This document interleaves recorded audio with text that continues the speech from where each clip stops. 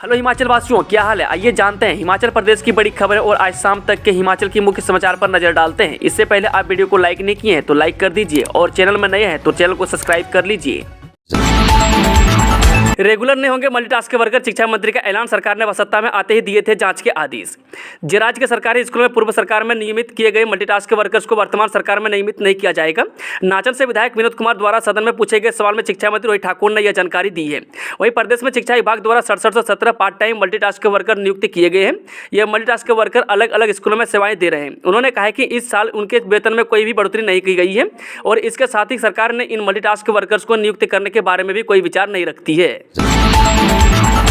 स्पीति से लेह तक double lane को मंजूरी। 125 किलोमीटर मार्ग को हरी झंडी सीमाओं तक आसानी से पहुंच सकेगी सेना। चीन अधिकृत तिब्बत सीमा से सटे इलाके की मजबूत किलेबंदी के लिए केंद्र सरकार ने बड़ा निर्णय लिया है। वहीं हिमाचल की स्पीति घाटी होकर लद्दाख के लिए एक सामरिक सड़क निर्माण के लिए केंद्र सरकार ने अपनी सैद्धांतिक मंजूरी प्रदान की है। इस सड़क के बन जाने से हिंदुस्तान तिब्बत सड़क होकर भारतीय सेना साल भर लद्दाख की सीमाओं तक आसानी से पहुंच सकेगी। वहीं लाहौल स्पीति जिला की स्पीति घाटी लेह से सीधे डबल लेन मार्ग से जुड़ जाएगा। इस सामरिक मार्ग के निर्माण के लिए सीमा सड़क संगठन पिछले लंबे समय से काम कर रहा है। वहीं बीआरओ ने ग्राउंड लेवल पर सर्वेक्षण पूरा कर इसकी डीपीआर मंजूरी के लिए रक्षा मंत्रालय को भेजी है। इस मार्ग की खास बात है कि यह ज्यादातर मैदानी और सामान्य पहाड़ी क्षेत्रों से होकर गुजरेगा। वहीं भारी बर्फबारी के बावजूद यह मार्ग साल भर खुला रहेगा।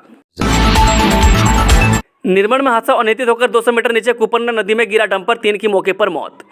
कुल्लू के निर्मण क्षेत्र में बागीपुर नॉर्थ सड़क मार्ग पर देर रात एक दर्दनाक सड़क हादसा पेश आया है। वहीं यहां एक डंपर HP 35A 3567 बागी नाला में सत्संग भवन के पास अनियंत्रित होकर करीब 200 मीटर नीचे कुपन नदी में जा गिरा। वहीं हादसे में डंपर में सवार 3 लोगों की मौके पर ही मौत हो गई। इनमें से एक व्यक्ति का शव खड्ड से करीब 200 मीटर दूर पुल के पास मिला, जबकि 2 लोगों के शव डंपर के पास ही बरामद हुए।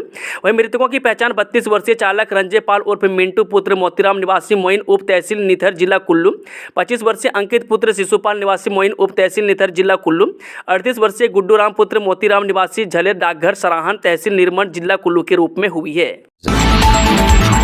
कोऑपरेटिव बैंक खोलेगा नई शाखाएं, गैर निष्पादित संपत्ति के 7% से नीचे जाते आरबीआई को भेजा पत्र। हिमाचल में अब करीब 5 साल बाद कोऑपरेटिव बैंक की नई शाखाएं जल्द खुलेंगी। बैंक प्रबंधन ने इस बारे में आरबीआई को पत्र भेज दिया है। इस पत्र की मंजूरी के बाद प्रदेश भर में उन जगहों का चयन किया जाएगा जहां बैंक अपनी शाखाएं चला सकता है। वह बैंक में नई शाखाएं के चयन की प्रक्रिया बैंक की कोर कमेटी और अध्यक्ष मिलकर पूरा करेंगे। यह खुलासा बैंक के नवनिर्वाचित अध्यक्ष देवेंद्र श्याम ने करी है। उन्होंने बताया कि आरबीआई की यह शर्त है कि शाखाएं तभी खोली जा सकती है जब बैंक का एनपीए 7% से कम हो। बिजली बोर्ड घोटाले की विजिलेंस करेगी जांच। कुल्लू में बिजली परियोजना में अवैध मीटर लगाने का मामला। बिजली बोर्ड में 2 करोड़ रुपए के घोटाले की जांच अब विजिलेंस और एंटी करप्शन ब्यूरो का हो सकता है। वहीं विजिलेंस बोर्ड ने इस मामले में अधिकारियों की मिलीभगत से संबंधित पहलुओं की जांच की हिस्सा विजिलेंस को सौंप दिया है और विजिलेंस से इस मामले की FIR दर्ज करने की बात कही है। वह जबकि दूसरा मामला हाईकोर्ट में चल रहा है। इसमें बोर्ड ने 2 करोड़ रुपए के लिए याचिका दायर कर रखी है। इस बारे में फैसला हाईकोर्ट को करना है, लेकिन पूरे मामले में अधिकारियों और कर्मचारियों की जो भूमिका रही थी और उस समय पैसों के लेन देन के जो आरोप सामने आए थे उनकी परतें विजिलेंस खोलेगा।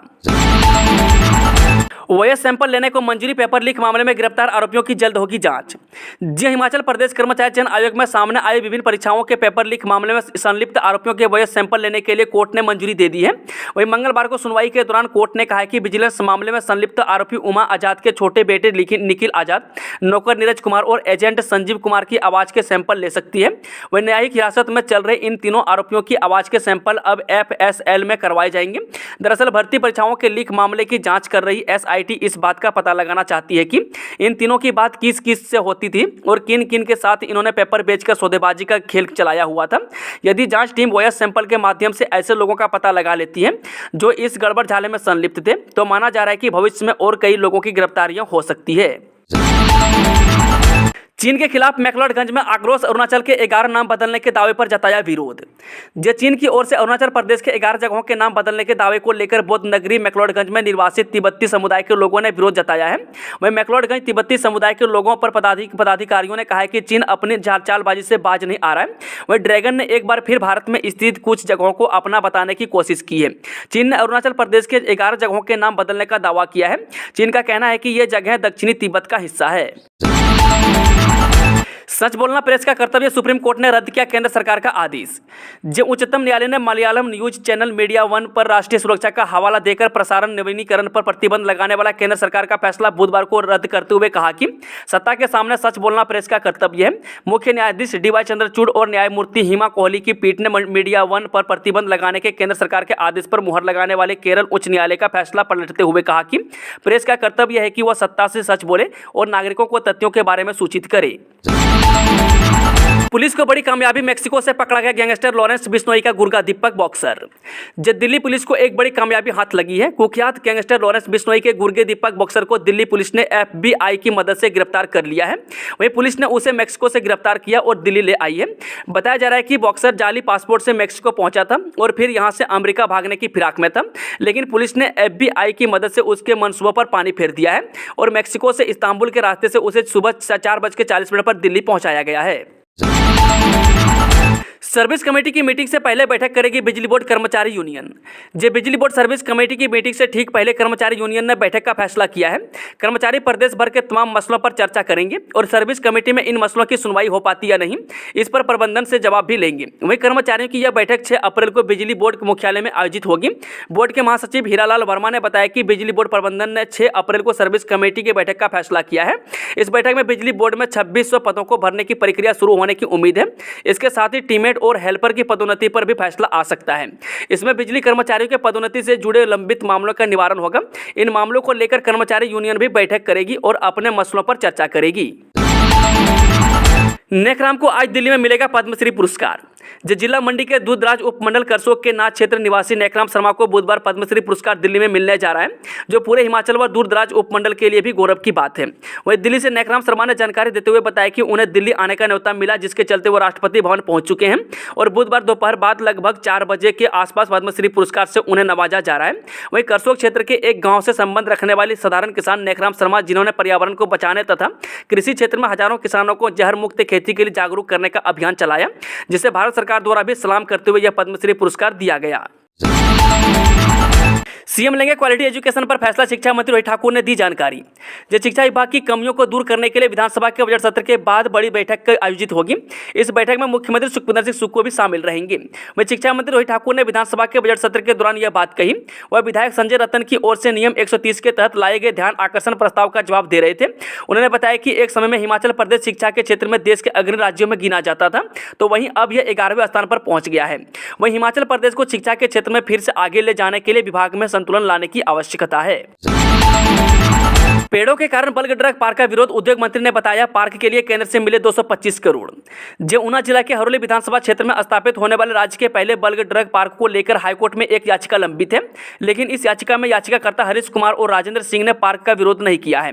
वहीं बल्कि पार्क के लिए काटने वाले 8 लाख पेड़ पौधों को लेकर चिंता जताई है। ऊना से भाजपा विधायक सतपाल सत्ती के सवाल पर यह लिखित जवाब उद्योग मंत्री हर्षवर्धन सिंह चौहान ने विधानसभा में रखा है। वहीं उद्योग मंत्री ने बताया कि राज्य सरकार ने इसके लिए करीब 36 करोड़ और भारत सरकार ने अब तक 225 करोड़ की राशि दी है। वहीं चिंतपूर्णी से कांग्रेस विधायक सुदर्शन बबलू के सवाल के जवाब में उद्योग मंत्री हर्षवर्धन सिंह चौहान ने बताया कि चिंतपूर्णी में नए उद्योग स्थापित करने के लिए 3 साल में विभाग द्वारा 2 और यौगिक क्षेत्र नए बनाए गए हैं। हमीरपुर चयन आयोग के कर्मियों को जल्द आवंटित होंगे विभाग।